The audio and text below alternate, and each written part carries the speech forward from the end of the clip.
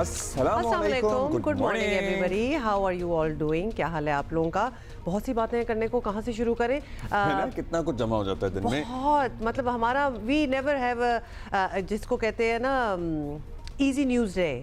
Heavy news ہوتی ہے ہمیشہ. پاکستان اور بھارت کے درمیان اپنی تمام فوجیں 30 مئی تک نارمل پوزیشن پر واپس لانے پر اتفاق ہو چکا ہے. So that is good. اور کوئی بھی نارمل انسان ہوگا اس بات پہ خوش ہوگا. اس بات پہ خوش ہوگا, اس بات پہ اطمینان کا اظہار کرے گا کہ چیزیں نارملائزیشن کی طرف جا رہی ہیں. لیکن آپ کو پتا ہے نا کہ کون ایسی باتیں سن کے کس کے سینے پہ سانپ لوٹتے ہیں. ٹھیک ہے, نہیں شروع آج بہت it's too early in the morning کہ ہم سانپوں کی بات کرنا شروع کر دیں. لیکن یو آر رائٹ, بالکل صحیح آپ کہہ رہے ہیں کہ آہستہ آہستہ حالات جو ہیں وہ واپس اپنے معمول پر آ رہے ہیں اور صاف نظر آ رہا ہے. مطمئن ہیں, ہم امن پسند لوگ ہیں. ہم بس ڈے ون سے ہی کہہ رہے تھے ہمیں تو جنگ چاہیے ہی نہیں تھی, وہ تو ہمارے اوپر تھوپی گئی. لیکن پھر آپ کو پتہ چل گیا کہ ہمیں پش نہ کیجیے. تو صاف نظر آ رہا ہے کہ کشمیر سمیت پاکستان کو اپنا مقدمہ جو ہے اب سفارتی محاذ پر لڑنا ہے. اور آپ کو یہ بھی بتا دیں کہ ادھر بھارت جو ہے وہ شکست کی شرمندگی چھپانے کے لیے پاکستان کے خلاف سفارتی محاذ جو ہے اس پر سرگرمیاں تیز کر رہا ہے. اور وہ اپنا بہت بڑا وفد جو ہے وہ دنیا بھر میں بھیج رہا ہے تاکہ پاکستان کے خلاف دنیا کو گمراہ کرنے کی کوشش کرے. اور کریں گے, اور بھرپور کریں گے. آپ کو پتہ ہے فیک نیوز پھیلانے میں ماسٹر ہیں وہ. مطلب جس طرح کا انہوں نے مظاہرہ کیا ہے, عملی مظاہرہ کیا ہے مس انفارمیشن دنیا نے دیکھا کریٹ کرنے میں, یہ تو کوئی ہمارے کہنے والی بات ہی نہیں ہے. اس میں کوئی ان کا ثانی نہیں ہے. لیکن ہم سچ سے ان کو کاؤنٹر کر سکتے ہیں کیونکہ الٹیمیٹلی ہم نے یہ دیکھ لیا کہ یہ اتنا ریسنٹ تجربہ ہے کہ آپ جتنا مرضی جھوٹ بول لیں, جو سچ ہوتا ہے نا, ٹروتھ آلویز پریویلز. سو وہ کرتا ہے. اور کل پاکستان میں ایک بڑی پیش رفت ہوئی ہے. حکومت پاکستان نے بھارت کو بدترین شکست دینے پر chief of the army staff general Syed Asim Munir کو فیلڈ مارشل کے عہدے پر ترقی دے دی ہے. سو ان کو مبارک ہو, ان کے اہل خانہ کو, ظاہر افواج پاکستان کو. اور یہ اس بات پر مہر ہے کہ پاکستان میدان جنگ کا فاتح رہا ہے. اور صرف یہی نہیں ہے, سفارتی محاذ پر بھی پاکستان کا بھارت کے مقابلے میں پلڑا بھاری رہا ہے. خود بھارت کا دانشور طبقہ اور گودی میڈیا بھی تسلیم کرنے پر کہیں کہیں تھوڑا تھوڑا دھیمی آواز میں کہیں کہیں کوئی ہمت کر رہا ہے, بول رہا ہے کہ پاکستان پر حملے کے دوران اسرائیل کے سوا کسی ایک ملک نے بھی بھارت کا ساتھ نہیں دیا. اور بھائی اسرائیل جس کا ساتھ دے رہا ہے اب تو اس کا ساتھ دنیا چھوڑتی جا رہی ہے. ہاں مطلب وہ آپ پہچانے جاتے ہیں نا اپنے دوستوں سے, تو پھر آپ دوست دیکھ ہی لیں کہ کون ہے. تو اس بائی دا وے یہ بات وجہ یہ ہے, بلکہ وجہ بہت صاف تھی کہ بھارت نے پہلگام واقعے میں پاکستان پر الزامات تو بہت لگائے لیکن کسی ایک عالمی فورم پر ایک کمزور مطلب کچھ بھی دے دو ثبوت, وہ بھی پیش نہیں کر سکے. وی ور سیئنگ کہ کچھ بھی دکھا دو. دنیا نے ان سے کہا کہ کوئی ثبوت آپ دے دیں, but no they did not have any thing. اور بائی دا وے وہ کلپریٹ جو حملہ آور پتہ نہیں کہاں ہے. مطلب آپ کے ہاں اتنی بڑی کارروائی ہوگی, بھاگو اس کے پیچھے پکڑو اس سے پہلے کہ وہ دوبارہ کچھ کرے. نہیں, ہم ادھر بھاگو, ان کے پیچھے بھاگو, وہاں پہ ڈھونڈو. D G I S P R lieutenant general Ahmed Sharif Chaudhry نے چینی میڈیا سے بھی انٹرویو میں کہا کہ جنگ کی کامیابی میں سفارتکاری کے کردار بڑا اہم ہوتا ہے. اس کو سراہنا چاہیے. سفارتی محاذ پر شکست کے باوجود بھارت ایک بار پھر سفارتی محاذ پر پاکستان کے خلاف منفی پروپیگنڈے کی تیاریاں کر رہا ہے. وہ اپنا سفارتی وفد مختلف ملکوں میں بھیج رہا ہے. پاکستان بھی بلاول بھٹو زرداری کی سربراہی میں حکومتی وفد مختلف ملکوں میں بھیجنے کا اعلان آلریڈی کر چکا ہے. اچھا جی, اس پہ ہم نے بات بھی کرنی ہے بیکاز ہم سمجھنا چاہتے ہیں اینڈ وی آر ہوپنگ کہ دنیا کو بھی بڑی اچھی طرح پتہ چل گیا کہ ایکچولی ادھر ہوا کیا تھا. کافی سٹڈیز ہو چکی ہیں, اب تو ریسرچز ہو رہی ہیں. جنرل محمد سعید ریٹائرڈ سابق چیف آف آرمی سٹاف ہمارے ساتھ ہیں. جنرل سٹاف سابق چیف آف جنرل سٹاف جی ہمارے ساتھ ہیں. جنرل صاحب کیا حال ہے آپ کا؟ جنرل صاحب سب سے پہلے تو یہ ہم آپ سے پوچھنا چاہتے ہیں کیا دنیا کو یہ واضح ہو گیا ہے, کیونکہ ہمیں تو بڑی اچھی طرح پتہ ہے کہ واٹ ایکچولی ٹک پلیس اور کس کا پلڑا بھاری رہا, and if you want to put it in terms of winning and losing تو ہمیں پتہ ہے وی ون. دنیا کو اب یہ بات سمجھ آ گئی ہے؟ بسم اللہ الرحمن الرحیم. السلام علیکم. بہت شکریہ جیو نیوز کا, آپ کے ویورز کو بھی السلام علیکم. دنیا کو تو یہ پتہ چل گیا ہے, اور جتنے لکھنے والے ہیں دنیا میں وہ لکھ بھی رہے ہیں اس پہ, جو میڈیا ہاؤسز ہیں وہ بھی بات کر رہے ہیں. بہت سارے لیڈرز نے, اینالسٹ نے دنیا میں یہ پوزیشن لے لی ہے کہ کون اس جنگ میں کس کا پلڑا بھاری تھا. لیکن آگے چل کے بھی اس میں اور کلیئرٹی آتی جائے گی. لیکن ایک بڑی اہم بات جو آپ ڈسکس کر رہے تھے کہ انڈیا نے بہت سارے لوگ بھیجے ہیں اپنے سفارتکاری کے لیے, لوگ چن کے دنیا میں اپنا ویو پوائنٹ دینے کے لیے, اور پاکستان نے بھی بھیجے. جہاں تک انڈیا کی بات ہے, دیکھیں اسٹریٹجی میں ایک چیز کہی جاتی ہے, بڑی جو حکمت عملی ریاستیں بناتی ہیں, تو اس میں ایک بڑی اہم بات ہے کہ کہتے ہیں کہ جو اسٹریٹجی کے ایررز ہوتے ہیں, مسٹیکس ہوتی ہیں, اس کو آپ ٹیکٹکس کی بریلینس سے کمپنسیٹ نہیں کر سکتے. The errors of strategy can not be made up or compensated by brilliance of tactics. تو یہ جو موومنٹ ہے ان کی, یہ جو انہوں نے ابھی لوگ باہر بھیجے, یہ ٹیکٹکس ہے. کیسے ٹیکٹکس ہے؟ دیکھیں, ایک تو انٹرنیشنل سسٹم پورا اس وقت بہت ہی انفلکس میں ہے, بہت تیزی سے چل رہی ہیں چیزیں. دوسری بات ہے کہ انٹرنیشنل ایرینا کے اندر انٹرنیشنل کمیونٹی کی اور سسٹم کی ایک اپنی میموری لین ہوتی ہے. ایک اسی لین میں ایک ایونٹ جب آپ مس کر دیتے ہیں تو اس کے بعد جب آپ جسٹیفائی کرنے کے لیے نکلتے ہیں تو لوگوں کے پاس اتنا ٹائم نہیں ہے, اوپینین بن چکے ہوتے ہیں. تو اب 10 مئی کے بعد اوپینین تو بہت بن چکے ہیں پوری دنیا میں, تو اب جب جا کے آپ اپنا مدعا دوسرے طریقے سے بیان کرنا چاہیں گے تو وہ جو ٹائم لاس ہو چکا ہے اس کو آپ کمپنسیٹ نہیں کر سکتے, اس میموری لین کو آپ ریورس نہیں کر سکتے.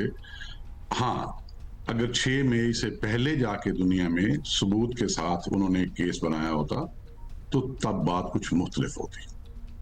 سرٹنلی سر, اسٹریٹجک ایررز کی آپ بات کر رہے ہیں. اسی بات میں ایک اور بات بھی بتا دیں جنرل صاحب کہ India already has a bit of a clout in the world. مطلب اگر آپ 6 مئی سے پہلے بھی چلے جائیں تو شائننگ انڈیا, اور انہوں نے کافی ڈپلومیٹک سطح پہ اپنے آپ کو کافی منوایا ہوا ہے دنیا میں. اب آپ کو لگتا ہے اس کو ڈینٹ پڑا ہوگا؟ Because there is a thing called preconceived notion. کچھ لوگ ہوتے ہیں انہوں نے آلریڈی اپنا ذہن بنا لیا ہوتا ہے, کچھ ملک ہوتے ہیں انہوں نے بنا لیا ہوتا ہے, انہوں نے obviously ان روڈز بنا چکے ہیں آلریڈی. کیا دنیا اپنا مائنڈ چینج کرنے کے لیے تیار ہے؟ اگر کیونکہ پاکستان کا بھی ایک وفد جا رہا ہے, ساتھ ہی انڈیا کا بھی جا رہا ہے, would that help؟ اچھا, بہت شکریہ, آپ نے یہ بہت اہم نقطہ اٹھایا ہے. دیکھیں اصل مسئلہ ہی یہ ہے, جو انڈیا کا ایک کلاؤڈ تھا جس کی آپ بات کر رہی ہیں, جو انڈیا کا ایک مقام تھا, شائننگ انڈیا کی جو بات کر رہی ہیں, تو 22 اپریل سے لے کر اب تک 22 اپریل سے لے کر اب تک انہوں نے خود ہی یہ ثابت کر دیا دنیا میں کہ ہم نے شو کیس کیا تھا شائننگ انڈیا, اور اپنی غلطیوں سے اب ہم نے خود ہی اس کو کہہ دیا ہے کہ ناٹ سو شائننگ انڈیا. تو یہ تو دنیا میں ایک اوپینین بن چکا ہے.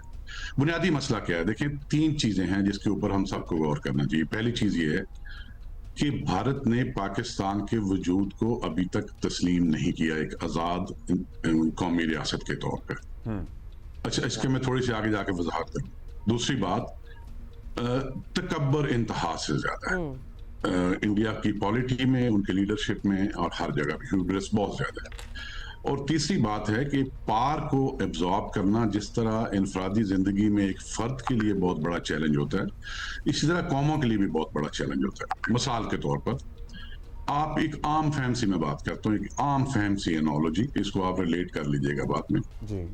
ایک عام شخص کے پاس, ہمارے ہاں, ان کے ہاں, دنیا میں کہیں بھی اچانک کہیں سے بہت پار, انفلوئنس اور دولت آ جائے, وہ ایک رویہ اس کا نظر آتا ہے. اس کے بعد اس کی رویے میں کچھ ایسی چیزیں نظر آتی ہیں جو آپ کہہ سکتے ہیں کہ بہت تدبر کیے بغیر کہہ سکتے ہیں کہ یہ نودولتی ہے. بالکل. اور کچھ آپ کو لوگ ایسے ملیں گے, کچھ لوگ آپ کو ایسے ملیں گے جو کہ جدی پشتی رئیس ہیں, تو ان کے رویوں سے آپ کو پتا چل جائے گا کہ یہ دولت کو ابزارب کر چکے ہیں, پار کو ابزارب کر چکے ہیں, اور ان کا ایک رویہ ہے. اب ذرا اس کو خطے میں ریلیٹ کریں. چائنا کے اوپر 20ویں صدی بڑی مشکل تھی, وہ اس کو سینچری آف ہیومیلیشن کہتے ہیں. لیکن ایکچولی تو چائنا 2500 سال پیچھے جا کے دیکھیں تو پچھلے 2500 سال میں 20ویں صدی کو نکال کے 2300-2400 سال تو سپر پاور رہا ہے. That's right. اسی لیے چائنا میں آپ کو ان کے باہر کے رویوں میں, ان کے فورن پالیسی میں ایک ٹھہراؤ نظر آئے گا, ایک تدبر نظر آئے گا, ایک پیشنس نظر آئے گی, ایک وزڈم نظر آئے گا. ابھی انڈیا کے پاس وسائل تو ہمیشہ سے تھے, بہت وسائل تھے. آج سے 1000 سال پہلے بھی چلے جائیں تو بہت وسائل تھے, اور لوگ آتے تھے یہاں پہ ان وسائل کو حاصل کرنے کے لیے. لیکن انڈیا کو انفلوئنس ملے ہوئے, پار ملے ہوئے, گلوبل ریکگنیشن ملے ہوئے تو 25-30 سال ہوئے ہیں. تو نودولتی ہیں وہ. جس طرح ایک نودولتیا آ کے بیٹھتا ہے تو وہ سب سے پہلے کوشش کرتا ہے کہ وہ لوگوں کو نظر آ جائے اس نے برانڈ کون سا پہنا ہوا ہے اور گھڑی کون سی پہنی ہوئی ہے. اور اس طرح کے ٹیکٹس ان کے جنرل صاحب بڑے نظر آئے, مطلب انہوں نے اپنی جو ٹاپ ٹیئر ہے اس کو جس طرح دنیا میں پروجیکٹ کیا اور ٹاپ ٹیئر کے ذریعے جو انفلوئنس لانے کی انڈیا میں کوشش کی, وہ بھی بڑے ٹیکٹکس آبویس تھے. ایک ذرا مختصراً بتا دیجیے گا کہ ہمیں بھی دنیا نے ایک سرٹن لینس سے ہی دیکھا ہے ہمیشہ. آپ کو پتہ ہے ہم نے دوسروں کی جنگیں بھی لڑیں, وہ رویہ دنیا کا ٹورڈز اس ہمیں اس مرتبہ کلیئرلی چینج نظر آیا. سو یہ ہماری سفارتی کامیابی ہے, ہماری نیریٹو کی کامیابی ہے, یا واقعی اب دنیا کو ادراک ہو گیا ہے کہ ہم ان چیزوں پہ اب یقین نہیں رکھتے اور ہمیں اب صرف اپنی معاشی ترقی سے غرض ہے؟ دیکھیں یہ تو ایک پوری قوم کی کامیابی ہے, لیڈرشپ کی کامیابی ہے اور آرم فورسز کی کامیابی ہے. لیکن بات یہ ہے کہ یہ ہم نے ہمیشہ اس امیج کے اہل رہے ہیں کہ ہمیں ریکگنائز کیا جائے. تو ماضی میں کچھ ہم سے بھی غلطیاں ہوئی اور پھر ماضی میں بہت پاورفل پروپیگنڈا کیا گیا ہر سطح کے اوپر, دنیا کے فائنینشیل انسٹیٹیوشن میں, دنیا کی کلچرل ہبس میں, میڈیا میں, بزنس ورلڈ میں, ہر جگہ پہ کیا گیا. میں اس کی تفصیلات میں نہیں جانا چاہتا. اچھا, اب بھی ایسے باتیں ہو رہی ہیں جس سے ہمارے امیج میں خود انڈیا والے بھی اور اضافہ کریں گے. میں مثال کے طور پہ ایک بات کرتا ہوں. لیکن ہر قوم میں کچھ ایسی شخصیات ہوتی ہیں جو اس قوم کی پہچان ہوتی ہیں. وہ پہچان ہوتی ہیں ویسے تو ہر فیلڈ میں ہیں, چاہے وہ سپورٹس ہیں, چاہے وہ ایون میڈیا ہے, لیکن خاص طور پہ جو لکھنے والے لوگ ہیں, جو دانشور ہیں, وہ ایک چہرہ ہوتے ہیں ہر قوم کا, اور وہ جو بات کرتے ہیں اس کا دنیا میں ایک بڑا اثر لیا جاتا ہے. مثال کے طور پر انڈیا میں جاوید اختر صاحب ہیں, ان کی انٹرنیشنل لیول پہ بہت بڑی ایک کانسٹیچوئنسی ہے. وہ جب پاکستان میں آئے اس کے بعد جو انہوں نے بات چیت کی پاکستان کے بارے میں, وہ دنیا میں کوئی بھی پسند نہیں کرے گا. ابھی ششی تھرور جیسے, ویسے تو بہت لوگ بات کر رہے ہیں, لیکن ششی تھرور جیسے لوگ اگر یہ کہیں کہ ہم نے تو پوری دنیا کو کنونس کر لیا تھا کہ آپ ہمارا اور پاکستان کا نام اکٹھا نہ لیا کریں, ہم نے تو پوری دنیا کو یہ کہہ دیا تھا کہ جب آتے ہیں آپ انڈیا تو آتے ہوئے بھی پاکستان نہ جائیں, اور جب جاتے ہیں تو جاتے ہوئے بھی پاکستان نہ جائیں. یہ انہوں نے 3 دن پہلے کہا. اب دنیا میں جو ذی شعور لوگ ہیں وہ کیسے اس بات کو پسند کریں گے؟ اس لیے کہ آج سے 500 سال پہلے ویسٹ فالیا کی ٹریٹی کے بعد آج تک انٹرنیشنل سسٹم میں ریئلزم میں جو مرضی ہو, لیکن اصول تو یہی ہے کہ ایک ریاست ہے, چھوٹی ہے یا بڑی ہے, پوری بین الاقوامی سطح پہ ہر ریاست کو ایک برابری کا مقام حاصل ہے. اور اسی طرح برابری کے مقام کے ساتھ ساتھ ہر ریاست کی سوورینٹی بھی ہر دوسری ریاست کے لیے سیکرڈ ہے. تو میں تو ان کو ایڈوائز کروں گا کہ آپ نے آپریشنل پالیسی تو پاکستان کی طرف ہمیشہ منفی رکھی ہے اور رکھیں گے آگے چل کے بھی, لیکن ڈیکلیریٹری پالیسی تو آپ وہ رکھیں, اور آپ کے اس طرح کے لوگ جو آپ کا امیج ہے دنیا میں, وہ تو بات ایسی کریں جو دنیا کے ذریعے اصولوں کے مطابق ہو. تو ابھی جس بوکھلاہٹ کا وہ ان کا میڈیا پرٹیکولرلی اور ان کی سیاسی جماعت بی جے پی شکار ہے, آپ کو لگتا ہے ویسے تو ہم نارملائزیشن کی طرف بڑھ رہے ہیں, جو خبریں ہماری طرف سے آ رہی ہیں, لگتا ہے کہ دوبارہ کوئی مس ایڈونچر کرنے کا سوچیں گے, یا ابھی کچھ عرصے کے لیے جو ڈیٹرنس کریٹ ہوئی ہے اس کا اثر رہے گا؟ میرے خیال میں دیکھیں ملیٹریلی اور ڈپلومیٹیکلی بھی پولیٹیکلی بھی بہت بڑا ایڈونچر کرنے کی پوزیشن میں انڈیا نہیں ہے, اور کوئی اس کا چانس نہیں ہے, مقام مجھے لگتا نہیں ہے نیئر فیوچر میں.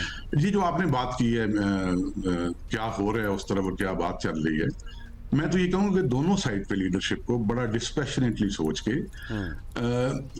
یہ ادھر غصہ بہت تھا اور پاکستان نے جو کر دکھایا اس کی خوشی بہت ہے, اس کا تشکر بھی کیا, اس کی خوشی منا رہے ہیں لوگ, لیکن میں کہتا ہوں کہ آہستہ آہستہ ابھی ٹائم آ گیا کہ اس کو کانفلکٹ کو اسکرین سے ہٹا کے نارملسی کی طرف واپس آیا جائے.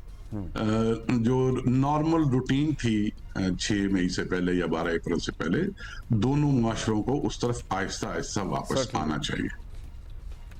بہت شکریہ سر. Thank you sir. This is all the time we have, but interesting insights from there. Chief of general staff ہمارے ساتھ موجود تھے, اور بڑی انٹرسٹنگ گفتگو ہوتی ہے جب بھی یہ ہمارے لیے وقت نکالتے ہیں, کچھ مختلف پرسپیکٹو لے کے آتے ہیں. Let's introduce our next guest. Doctor Maleeha Lodhi ہمارے ساتھ ہیں اور بہت اچھی طرح ہمیں سمجھاتی ہیں, انفیکٹ ڈپلومیٹک فرنٹ پہ کس طرح چلنا چاہیے. ڈاکٹر صاحبہ آپ سے بہتر کوئی نہیں جانتا. ڈاکٹر صاحبہ پاکستان اور انڈیا کے درمیان سرحدوں پر فوجی تعداد اور تناؤ جو ہے وہ کم کرنے کی کوششیں obviously نظر آ رہی ہیں, لیکن دوسری طرف سفارتی محاذ جو ہے وہ بالکل گرم ہو رہا ہے. لگتا ہے کہ that is going to be the next battle front.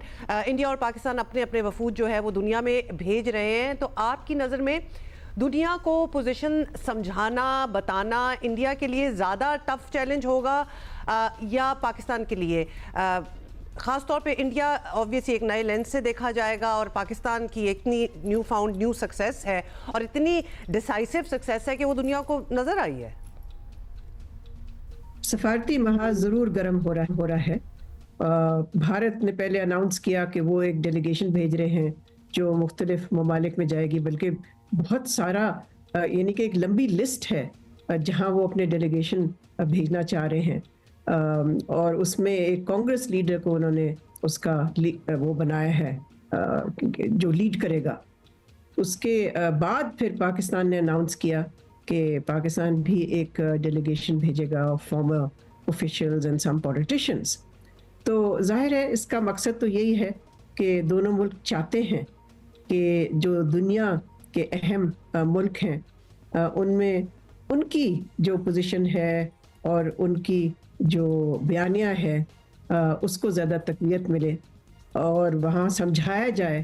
خاص طور پہ جو پاکستان کی کوشش تو ظاہر ہے یہ ہوگی کہ جس طرح سے انڈیا نے اگریشن کی پاکستان کے خلاف, جارحانہ رویہ اختیار کیا اور اتنا خطرناک صورتحال پیدا کر دی, تو ظاہر ہے پاکستان چاہے گا کہ دنیا کو آگاہ کرے, اور یہ ضروری بھی ہے اس لیے کہ دیکھیں ابھی بھی خدشہ ہے.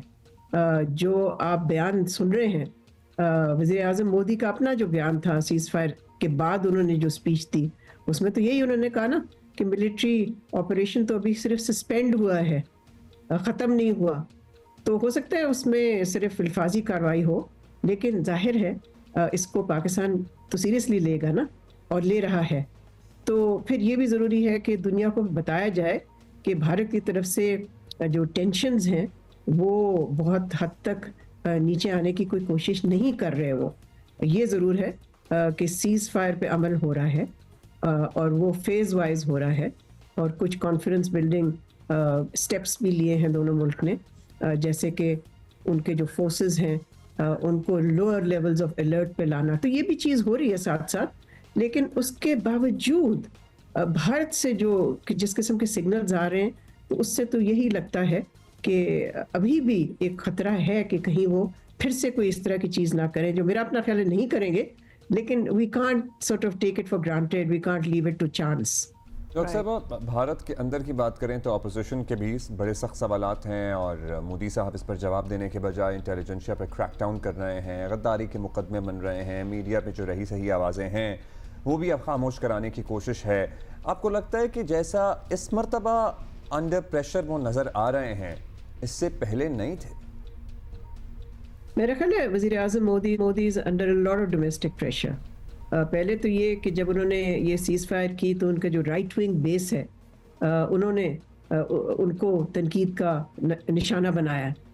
اس کے بعد کانگریس پارٹی کی طرف سے سوالات اٹھائے گئے اور ابھی بھی اٹھائے جا رہے ہیں.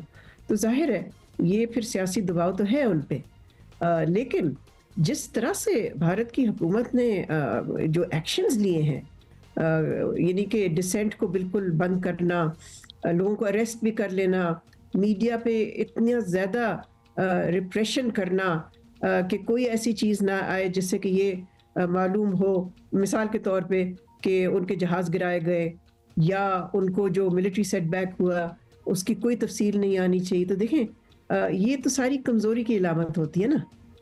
اگر پھر بھارت ایک طرح سے کلیم کرتا ہے کہ they got the upper hand, تو یہ تو لگتا نہیں ہے کہ ایک ملک اگر اس کو اپر ہینڈ ملتا تو وہ پھر اس طرح کی حرکتیں تو نہ کرتا.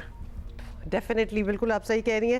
ڈاکٹر صاحب اب ذرا ٹرمپ کی طرف جاتے ہیں, کیونکہ آبویسلی انڈیا تو اس معاملے میں ٹرمپ کے کردار کو تسلیم کرنے سے ہی انکار کر رہا ہے, لیکن ظاہر ہے کہ حقیقت کچھ اور ہے. تو ادھر ٹرمپ جو خود ہیں وہ بھی لگتا ہے کہ زیادہ ہی پر اعتماد اور پرجوش ہو چکے ہیں. اب رشیا اور یوکرین جنگ ختم کروانے بھی چل پڑے ہیں اور شاید ہو بھی جائے. تو بطور امن کے ایجنٹ کہ ٹرمپ کا یہ کردار جو ہے وہ دنیا میں اسے ایک خوشگوار سرپرائز کے طور پر لیا جا رہا ہے. آپ کو لگ رہا ہے کہ دنیا بھی سرپرائز ہے کہ ٹرمپ تو بڑی ایک ویژن لے کے آئے ہیں کہ یہاں تو وہ بڑا امن کرانا چاہتے ہیں دنیا میں؟ دیکھیں یہ ضرور ہے کہ امریکن انتظامیہ ٹرمپ نے خود دلچسپی لے کے ہی جو بحران تھا، کرائسس تھا پاکستان اور انڈیا کے درمیان، اس کو ختم کرایا اور سیز فائر دونوں ملکوں کے درمیان کروائی. چاہے بھارت اس کو مانے یا نہ مانے، یہ تو حقیقت ہے. اور ان کا نہ ماننا عجیب ہی ہے بات، اس لیے کہ ایک طرف سے ساری وہ فون کالز تو لیتے جا رہے تھے. تو اگر وہ کہتے ہیں جی ہم تو میڈیشن ایکسیپٹ نہیں کرتے، تو یہ فون کالز کیوں لے رہے تھے؟ چاہے وہ فون کال وائس پریزیڈنٹ کی تھی وینس کی، یا وہ تھی سیکرٹری آف اسٹیٹ روبیو کی. تو یہ تو بالکل ہی جھوٹ کا پلندہ ہے. لیکن اس سے میرا خیال ہے یہ ہم اگر نتیجہ نکالیں کہ امریکن انتظامیہ کی طرف سے کوئی سسٹینڈ انگیجمنٹ رہے گی، میرا خیال ہے یہ قبل از وقت ہوگا کہنا. ابھی ہمیں معلوم نہیں ہے کہ وہ کس حد تک انوالو رہیں گے، خاص طور پہ بھارت کی ریجیکشن کے بعد. دیکھیں میڈیشن تو تبھی ہو سکتی ہے جب دونوں ملک تیار ہوں میڈیشن کے لیے. اگر ایک ملک تیار نہ ہو تو پھر ظاہر ہے وہ ممکن نہیں ہو سکتا. پھر یہ بھی ضرور ہے کہ ٹرمپ انتظامیہ کے لیے بہت سارے اور ایشوز ہیں دنیا میں. سو وہ چاہتا ہے کہ جی یہاں پر تو اپنے آپ کو بڑا، اس نے کہا ہے کہ میں نے بڑی امن کروایا ہے بھارت اور پاکستان کے درمیان. تو وہ یہ بھی چاہتا ہے کہ یوکرین میں بھی وہ مین آف پیس کے طور پہ آگے آئے. لیکن یہ مین آف پیس جو ہے، اس نے غازہ میں جو قتل و غارت ہو رہا ہے، جو جینوسائیڈ ہو رہا ہے، ایتھنک کلینزنگ ہو رہی ہے، اس کا تو اس نے کچھ نہیں کیا. کیسا ہی ملیحہ لودھی صاحبہ، thank you so much for your time. اور مطلب ٹرمپ صاحب کو اس بات پہ سوری ٹو سے تھوڑی سی تپ بھی چڑھ سکتی ہے، بھئی میں نے تم لوگوں کی سیز فائر کرائی، تم مان ہی نہیں رہے. مطلب یو نو ان کا ٹیمپرامنٹ اس قسم کا ہے کہ وہ مڑ بھی سکتے ہیں. ان کا سرٹنلی ہے کہ انہیں اوفینڈ تو ضرور ہوتے ہیں، اوفینڈ تو ہو ہی، بڑے عام شام اوفینڈ ہو جاتے ہیں. پختونخوا میں تعلیم سے متعلق مسلسل تشویشناک خبریں آ رہی ہیں. 4 روز پہلے سرکاری اعداد و شمار میں بتایا گیا تھا کہ 49 لاکھ بچے تعلیم سے محروم ہیں. اب نئی رپورٹ سامنے آئی ہے، اور نئی رپورٹ کے مطابق خیبر پختونخوا کے 28 اضلاع کے سرکاری اسکولوں میں پانی، بجلی، فرنیچر، یہاں تک کہ باتھ روم بھی موجود نہیں ہیں. صوبے کے 5395 اسکولوں میں بجلی نہیں ہے، 2625 اسکولوں میں پینے کا صاف پانی نہیں ہے، 2464 اسکولز میں 4 دیواری نہیں ہے، 2292 ایسے ہیں جہاں لیٹرین نہیں ہے. پی ٹی آئی کی حکومت ہر بجٹ کے موقع پر دعویٰ کرتی ہے کہ تعلیم کا بجٹ بڑھایا جائے. حالات میں ایسی کوئی بہتری نہیں دکھائی دے رہی جس سے نظر آ رہا ہو کہ وہاں کچھ لگ بھی رہا ہے، کچھ ہو بھی رہا ہے، کوئی بہتری بھی ہے. اچھا، آپ کو دکھانا بھی چاہتے ہیں کہ بچوں کی کیا پریشانی ہے، ان کی زبانی ہی سنتے ہیں. ذرا واچ دس. تحریک انصاف کی واضح رہے، یاد رہے کہ تیسری مرتبہ لگاتار حکومت ہے، اور پی ٹی آئی کا منشور یہی تھا کہ ہم، وہ تو کہتے تھے نا، وہ آپ کو یاد ہے میٹرو بس کو جنگلہ بس کہتے تھے، پھر بی آر ٹی وہاں بنا لی، ہم تعلیم پہ خرچ کریں گے، ہم صحت پہ خرچ کریں گے، یہی منشور تھا نا. کہنے کا مطلب ہے کہ مطلب بہت زیادہ کلیمز کرنا کہ ہم یہ بھی کر دیں گے، وہ بھی کر دیں، وعدے بھی کرنا، لیکن اس کے بعد پھر وہ پرائیورٹی نہ رہنا، یہ سب سے زیادہ. کیسے صاحب ہیں، سیکرٹری ہیں، اسپیشل سیکرٹری محکمہ تعلیم خیبر پختونخوا کے. بہت شکریہ کیسے صاحب. خیبر پختونخوا کے سرکاری اسکولوں سے متعلق جو رپورٹ سامنے آئی ہیں، اب اس میں دیکھیں کہ ان اسکولوں میں بنیادی سہولیات کا حال کیا ہے. مطلب ان کو اسکول ہی کیسے کیا کہا جا رہا ہے، ٹو بی ویری آنیسٹ، جہاں اس قسم کی چیزیں نہ ہوں. باتیں تو اتنی بلند و بانگ ہوتی تھیں کہ اب تو M N A M P S بھی سرکاری اسکولوں میں بچے پڑھائیں گے. یہاں تو کوئی نہیں پڑھا پائے گا ان حالات میں اپنے بچے خود نہیں جائیں گے. بہت شکریہ آپ کا. دیکھیں ہمارے جو پبلک سیکٹر کے سکولز ہیں، I mean a huge number of schools, 34,000 plus schools ہمارے ہیں، جس میں primary, middle, higher secondary, girls, boys, so a huge number of schools. تو یہ جو لفظ مسنگ فیسلٹیز، یہ ایک کنٹینیوس پروسیس ہوتا ہے. اس طرح نہیں ہوتا کہ ہم بغیر فیسلٹیز کے اسکول کنسٹرکٹ کرتے ہیں، لیکن اوور دا ایئرز لیٹ سے کہیں پر سیلاب آیا تو فلڈ پرون ایریا میں ڈیمیجز ہوئی، کہیں پر کوئی قدرتی آفات کی وجہ سے، زلزلے سے اسکولز کو نقصان پہنچا، تو اسکول کنسٹرکشن میں کوئی فیسلٹیز مس نہیں ہوتی. ہاویور کہ 40 سالہ پرانا اسکول ہے، 30 سالہ پرانا اسکول، جس طرح کے عام بلڈنگز کی مرمت ہوتی ہیں، توڑ پھوڑ ہوتی ہے بیچ میں. تو یہ ایک کنٹینیوس پروسیس ہے آف 34,000 اسکولس. تو پھر اس کا ایوری ایئر اس کا میکینزم یہ ہوتا ہے نا کہ دس از رپورٹڈ, اور پھر گورنمنٹ اس کے لیے ہر سال مختلف ذرائع سے فنڈنگ کا ارینج کر کے, کچھ ہماری کمٹمنٹ ہوتی ہے اور ہمارے کرنٹ بجٹ سے we call it conditional grant, parents teachers council کی ذمہ داریاں ہیں جو کہ وہ ان کے ذریعے وہ فیسلٹیز پرووائڈ کی جاتی ہیں, یا پھر ہمارا ڈیولپمنٹل جو پورٹ فولیو ہے وہاں سے اس فیسلٹیز کو ریکنسٹرکٹ کیا جائے. تو یہ this is a continuous process, reconstruction, rehabilitation, provision of the facilities and the word اس طرح مسنگ لفظ اس کا مطلب نہیں ہے کہ we construct a school without these facilities. تو یہ ایک مسکنسیپشن بھی ہے.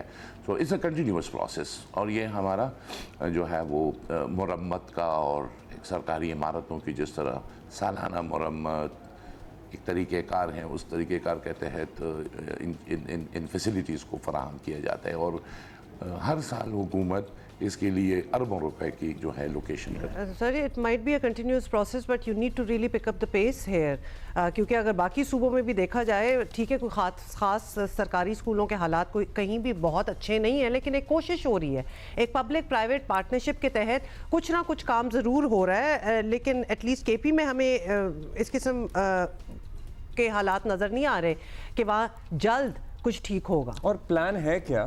ہاں یہ بھی بتائیں. دیکھیں یہ جو آپ کا پی پی پی جس کو ہم کہیں گے پبلک پرائیویٹ پارٹنرشپ, ہمارے صوبے میں بھی اس پر کام ہو رہا ہے, اور بہت ریسنٹلی ہم نے ہمارے کچھ نیولی اسٹیبلشڈ اسکولس کو ہم نے آفر کیا تھا فار دا پرائیویٹ سیکٹر کہ وہ گورنمنٹ کے ساتھ پارٹنرشپ میں ان اسکولوں کو آپریشنلائز کرے اور اس کو فنکشنل بنا دیں. تو وہ پروسیس از گوئنگ آن, اور اس کو فردر اسکیل اپ کیا جائے گا. آؤٹ سورسنگ بھی کہہ سکتے ہیں آپ کو اس کو, اور ساتھ ہی ساتھ اس کو پبلک پرائیویٹ پارٹنرشپ بھی کہہ سکتے ہو. تو ابھی کے پی میں بھی یہ انیشیٹو شروع ہو چکا ہے. صاحب آپ کہہ رہے ہیں شروع ہو چکا ہے, اس رپورٹ پہ تو ہم بات کر رہے ہیں جو بنیادی سہولتوں سے متعلق ہیں, پھر تعلیم کا معیار ایک دوسرا ایشو ہے. سرکاری ٹیچرز کی کوالٹی سے بھی والدین مطمئن نہیں ہیں, تو ان کی ٹیچر ٹریننگ بہتر بنانے کے لیے, ان کی قابلیت بہتر بنانے کے لیے کیا کیا ہے آپ نے اب تک اور کیا کر رہے ہیں؟ دیکھیں جتنے بھی ہمارے سرکاری اسکولوں میں اساتذہ کی جو بھرتی کا جو عمل ہے وہ ایک تو ٹرانسپیرنٹ ہیں. آپ کے علم میں ہے کہ ان کی ریکروٹمنٹ آپ لوگ اس کو کور بھی کرتے رہتے ہو کہ ایک ٹرانسپیرنٹ میکینزم کے تحت آپ ان ٹیچروں کو ریکروٹ کرتے ہو. پھر ریکروٹمنٹ کے ساتھ ساتھ اگر اس کی پروفیشنل ڈیولپمنٹ اور کنٹینیوس پروفیشنل ڈیولپمنٹ کا انتظام نہ ہو, ان کے ٹریننگز کا نہ ہو, تو ظاہر ہے ان کی جو کانٹینٹ نالج ہے ڈیفیشنسی آف دا ٹیچر, یا ان کی جو پیڈاگوجی ہے ہاؤ دے ٹیچ, تو اس پر ہمارا ایک فل فلیج ڈائریکٹریٹ آف پروفیشنل ڈیولپمنٹ اس پر کام کر رہے ہیں. اور ہم پورے سال ٹارگٹ کرتے ہیں ایریاز کو, لیولز کو. انڈکشن پروگرام ہمارا چل رہا ہوتا ہے, تو ایک continuous professional development frame work کے تحت ہم اساتذہ کی تربیتی پروگرام جو ہے وہ چلا رہے ہوتے ہیں. تو اس میں کیپیسٹی بلڈ ہوتی ہے ٹیچروں کی, میرٹ پہ کمپیٹنسی بیسڈ میرٹ, اور ساتھ پھر ان کی ٹریننگز بھی ایک ریگولر فیچر ہے ڈپارٹمنٹ. چلیے شکریہ سر. دیٹس گڈ, اینڈ ہم انتظار بھی کریں گے کچھ بہتری آئے, اور آف کورس اگر آئے تو ہم تو اسی لیے بیٹھے ہیں نا کہ ہم رپورٹ کریں, اس کو بتائیں. کیسر عالم صاحب تھینک یو. جب بہتری آتی ہے نا جس میں ملک و قوم کا فائدہ ہوتا ہے تو ہم رپورٹ تو کرتے ہیں لیکن خوش بھی ہوتے ہیں, اور اس کو سیلیبریٹ بھی کرتے ہیں کہ ہاں جی یہاں یہ دیکھیے کیا کمال کام ہوا ہے, تاکہ دوسرے بھی انسپائر ہوں. ہماری کورسپونڈنٹ ماہم قریشی ہمارے ساتھ ہمیں جوائن کر رہی ہیں پشاور سے. ہم ماہم آپ سے پوچھنا چاہتے ہیں کہ کچھ کام ہو رہا ہے, کیونکہ ابھی ہم بات کر رہے تھے اسپیشل سیکرٹری صاحب سے, تو وہ تو یہی بتا رہے تھے کہ کافی مطلب پبلک پرائیویٹ پارٹنرشپ کے تحت ری ویمپ بھی کیا جا رہا ہے. رپورٹ تو کچھ اور ہی بتا رہی ہے ماہم. ہاں رپورٹ کچھ ایسے اس کو بالکل ریفلیکٹ نہیں کر رہی. آپ بتائیں گراؤنڈ ریالٹی کیا ہے؟ جی جیسے کہ یہ خیبر پختونخوا میں پاکستان تحریک انصاف کا تیسرا دور حکومت ہے اور شروع سے ان کا یہی منشور رہا ہے کہ ہم نے ہیلتھ اور جو ہے ایجوکیشن کے سیکٹر کو جو ہے اس کا معیار جو ہم نے بہتر بنانا ہے. اور ہیلتھ کے سیکٹر میں بھی انہوں نے جو صحت کارڈ اسٹارٹ کیا تھا اس سے ان کا ووٹ بینک جو ہے وہ کافی انکریز ہوا تھا. لیکن اس کے برعکس اگر ہم ایجوکیشن کو دیکھیں تو ایجوکیشن میں ہمیں کوئی ایسے اقدامات ہوتے ہوئے نہیں دکھائی دے رہے. مطلب یہ لوگ وعدے اور دعوے تو بہت زیادہ کرتے ہیں لیکن اس پہ امپلیمنٹیشن جو ہے وہ ہوتی ہوئی نہیں دکھائی دے رہی. یہی جو رپورٹ ہمارے پاس ہے اس رپورٹ کے مطابق ہی اگر ہم دیکھیں تو ہمارے صوبے کے 10,000 سے زیادہ اسکولز ایسے ہیں جہاں پہ بچوں کے پاس بیسک فیسلٹیز ہی نہیں ہے. آپ کے اسکولز میں جو ہے بیسک فیسلٹیز میں آپ کے پاس 5,000 سے زیادہ اسکولز کہہ رہے ہیں کہ اس میں بجلی نہیں ہے. 2,500 سے زیادہ اسکولز میں آپ کے پینے کا صاف پانی نہیں ہے اور آپ کے جو اسکولز میں ہے واش رومز جو ہے وہ نہیں ہے. اور ایون سب سے بڑا مسئلہ یہاں پر جو ہے وہ 4 دیواری کا ہے. باؤنڈری وال جو ہے وہ آپ کے اسکولز میں نہیں بنائی گئی. چونکہ سب کو بتایا کہ خیبر پختونخوا جو ہے وہ شروع سے ہی دہشت گردی سے متاثرہ صوبہ ہے اور یہاں پہ اگر آپ کے اسکولز میں ہی باؤنڈری والز نہیں ہوں گی تو اس سے کافی جو ہے وہ سیکیورٹی کے کافی ایشوز جو ہے وہ بھی رائز ہوں گے. تو یہی صورتحال ہے. اگر میں آپ کو آنکھوں دیکھا حال بتاؤں تو صوبے کے جو بہت سے اسکولز ایسے ہیں جہاں پر جو ہے بیسک فیسلٹیز بالکل بھی نہیں ہے. وہاں پہ پورا دن جو ہے وہ لائٹ نہیں ہوتی. ہم خود اس بات سے اندازہ لگائیں کہ اگر میں اور آپ کسی ایسی جگہ پر بیٹھے ہوئے ہیں جہاں پر ہم نے 6 سے 8 گھنٹے گزارنے ہیں اور پورا دن آپ کے پاس جو ہے وہ بجلی نہ ہو, پینے کا آپ کے پاس صاف پانی نہ ہو, استعمال کرنے کے لیے ایون آپ کے پاس واش روم نہ ہو, تو پھر ایسی صورتحال میں ہم لوگ کہاں پر جائیں گے؟ ہم خود سروائیو نہیں کر سکتے. یہ تو پھر چھوٹے بچے یہ آئیڈیا کہ ایک اسکول کو مطلب ہمارے لیے تو یہ بھی ایک اسکول کو اسکول کہنا ہی مشکل ہے جس کی والز ہی نہ ہو. مطلب وہ اسکول ہی کیا ہوا جس کا کوئی کمپاؤنڈ نہیں ہے, کوئی 4 دیواریاں نہیں ہیں, کوئی لیٹرین کا باتھ روم کا کوئی انتظام, پانی نہ ہو, بجلی تو بیسک چیز ہے, کس طرح بچے پڑھیں گے؟ لیکن آپ کی نظر میں ماہم کوئی ایسے اسٹیبلشمنٹس ہیں, کچھ ایسے اسکولز ہیں جو پہلے ایسے ہوتے تھے لیکن اب بہتر ہو گئے ہیں اور اسی وجہ سے کہ ان پہ کام کیا گیا, کوئی ایگزامپلس؟ جی کچھ اسکولز ایسے ہیں جہاں پر جو ہے مطلب پہلے جو ہے فرنیچر وغیرہ نہیں ہوتا تھا, وہاں پہ آپ کے پاس جو ہے بیٹھنے کے لیے کلاس رومز نہیں ہوتے تھے. وہ چیزیں بنائی گئی ہیں لیکن بیسک فیسلٹیز میں جیسے بجلی اور واش رومز وغیرہ ان پہ زیادہ فوکس نہیں کیا گیا. کچھ اسکولز ایسے ہیں جہاں پر آپ کے پاس واش رومز بنائے گئے ہیں لیکن وہی بات اگر آپ کے پاس بجلی نہیں ہوگی تو آپ کے پاس پانی کہاں سے آئے گا؟ اور یہی بات ہے کہ مطلب آپ کے پاس پانی نہیں ہوگا تو آپ جو ہے ان واش رومز میں جب پانی نہیں آئے گا تو آپ نے آبویسلی اس کو جو ہے تالا ہی لگا کر رکھنا ہے. تو اس طرح کے اقدامات کیے جاتے ہیں لیکن اس کے ساتھ ہی ساتھ جو دوسری چیزیں ہوتی ہیں جو انڈائریکٹلی اس کو افیکٹ کر رہی ہوتی ہیں تو اس کی وجہ سے یہ مسائل پیدا ہوتے ہیں. اور جو کہ ابھی جو ریسنٹلی جو ایک رپورٹ آئی تھی وہ مطلب پشاور میں, اور پشاور کیا ہم یہ ایکسپیکٹ کریں گے کہ پشاور میں جو سرکاری اسکول ہیں یا پشاور کے گرد و نواح میں جو سرکاری اسکول ہیں یا ڈی جی خان میں جو سرکاری اسکول ہیں وہ تو بہت بہتر ہوں گے؟ کیا ایسا ہے کہ کچھ اضلاع زیادہ متاثر ہیں, کچھ پہ توجہ کم ہے, کچھ کا بہتر انفراسٹرکچر ہے, یا اوور آل یہی صورتحال ہے؟ دیکھیں اس میں جو ہمارے پاس جو بندوبستی اضلاع ہیں جیسے اس میں سب سے ٹاپ پر ہمارے پاس اپر کوہستان اور مانسہرہ آتے ہیں نا, تو ان میں یہ ایشو کافی زیادہ ہے چونکہ ان کا وہی بات, ان کا انفراسٹرکچر ایسا ہے کہ وہاں پہ بیسک فیسلٹیز نہیں پہنچ سکتی. لیکن وہ تو چلے بندوبستی اضلاع ہے, لیکن اگر ہم پشاور کی بات کریں تو آپ کا پشاور جو ہے وہ میٹروپولیٹن سٹی ہے اور آپ کی میٹروپولیٹن سٹی کے ہی 61 اسکولز ایسے ہیں جہاں پہ آپ کے پاس بجلی, پانی, واش روم اور یہ بیسک فیسلٹیز نہیں ہے. تو ہم بندوبستی اضلاع کی کیا بات کریں گے اگر آپ اپنی 61 اسکولز آپ کے ایسے ہیں جہاں پہ آپ کے پاس بیسک فیسلٹیز نہیں ہے. اور یہی جو میں آپ کو آنکھوں دیکھا حال بتا رہی ہوں یہ پشاور کے ہی اسکول ہے. یہ آپ بندوبستی اضلاع کے اسکولز کی کیا بات کریں گے جب آپ کی جو میٹروپولیٹن سٹی ہے اس کے اسکولز کا یہ حال ہے اور وہاں پہ بیسک فیسلٹیز جو ہے وہ پرووائڈ نہیں کی جا رہی. جتنے ریسورسز ہیں, جتنی چیزیں ہیں اس میں آپ کے ٹیچرز جو ہیں وہ جو ہے اور پھر معیار کی بھی بات آ جاتی ہے کہ جہاں پرووائڈ کی بھی جا رہی ہیں تو وہاں ٹیچرز کے کیا حالات ہیں. Maham thank you for this update. اور جیسے کہ ہمارے ناظرین نوٹس کر رہے ہیں ٹرائنگ ٹو فائنڈ کہ کہیں کوئی اچھی چیز ہوئی ہو, کوئی بہتری آئی ہو, کوئی ایگزامپل, کوئی ماڈل بن گیا ہو کہ جی اس طرح کام کیا جاتا ہے اور ہم نے کر کے دکھایا and this is the model to follow, but not really. Because if there's some, you would be the first one to show, report it, to tell the world کہ ہاں جی یہ دیکھیں ایسے ہوتا ہے کام. ہاں لیکن یہ this is a major tragedy. تو یہ تو ایک ایمرجنسی فوٹنگ، وار فوٹنگ جس کو کہتے ہیں نا، ادھر ایک جنگ ہونی چاہیے جس میں ہم جیتے. جس طرح اور اپنے اسکول صحت کو کے شعبے میں صحت کارڈ جب شروع کیا تھا تو ظاہر ہے اس پہ ایک الگ بحث ہے کہ سرکاری اسپتالوں کی حالت بہتر کرنے کے بجائے فنڈز پرائیویٹ اسپتالوں میں لوگوں کو صحت کارڈز کے ذریعے ڈائیورٹ کرنے سے کیا ایشوز کریٹ ہوں گے، لیکن جنرلی عام آدمی کو اس کا فائدہ ہوا تھا. It did work. تو لہٰذا ادھر بھی کوئی ایسے ہی ماڈل کچھ کیا جائے کہ بچے خوف زدہ نہ ہوں. پیرنٹس جو ہیں وہ ڈرے نا بچوں کو اسکول بھیجنے سے کہ جی اس کی تو دیواریں ہی نہیں ہیں، ہم کہاں بھیج رہے ہیں. پیرنٹس کہیں کہ یہ سیف اسپیس ہے، یہاں کچھ سیکھ کے ہی نکلیں گے تو وہ بھیجیں. پلیز کچھ اس قسم کی چیز کی جائے. And there are so many models around us. بھائی خبر یہ آ رہی ہے اسلام آباد سے، بڑی حیرانی ہے. اسلام آباد سے خبر یہ آ رہی ہے کہ ان کو کراچی فیلز ہو رہی ہیں، کراچی جیسی فیلز ہو رہی ہیں. لیکن کس وجہ سے یہ ہم آپ کو بتانا چاہتے ہیں. کیونکہ وہ ٹینکر ڈھونڈ رہے ہیں پانی کا بحران کہہ رہے ہیں کہ ہو گیا ہے پیدا اسلام آباد میں. واٹر ٹینکرز کے لیے لوگ ذرا ادھر ادھر گھوم رہے ہیں. اب آپ کو پتہ لگا کہ ٹینکر والا جب رات کو 3 بجے آتا ہے تو کیا فیلنگ ہوتی ہے. اور جب رات کو 3 بجے آتا ہے نا تو دروازے کھولیں، اس کو بے شک چائے بھی پلائیں اگر پلانی پڑے، بیکاز وہ ایک وی آئی پی بندہ، ایم وی پی. اور پانی نہیں آ رہا ہوتا تو وہ ایک الگ سر پہ سوار ہوتا ہے معاملہ، اور جب آ رہا ہوتا ہے تو وہ ایک الگ سلسلہ ہوتا ہے. دارالحکومت کے کئی سیکٹرز میں پانی کی فراہمی بند ہے.